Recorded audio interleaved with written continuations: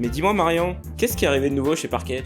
Darkest Doom, c'est un premier jeu, le premier jeu de Marco Zattini, et pour un premier jeu, c'est un coup de maître puisqu'il arrive avec un jeu extrêmement complet, très riche, avec beaucoup de matériel à l'intérieur, notamment des magnifiques figurines. C'est un jeu qui se passe dans une espèce de 17e siècle un peu twisté où des animaux anthropomorphes ont le contrôle, vous incarnez un de ces animaux et essayez d'aller battre vos adversaires pendant le jour de l'éclipse. C'est Darkest Doom.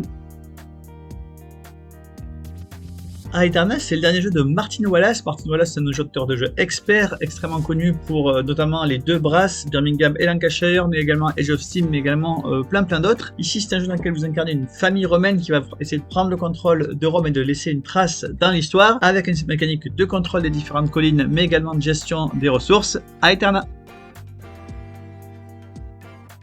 24 heures Le Mans, Vaillant contre Leader, c'est un jeu qui évidemment se repose sur l'histoire des 24 heures du Mans, mais aussi et surtout sur les histoires de Michel Vaillant et de son écurie Vaillant. C'est donc un jeu de compétition d'automobile dans lequel chaque joueur a son écurie. L'objectif évidemment est de remporter la course avec les illustrations de Jean Graton, 24 heures du Mans, Vaillant contre Leader.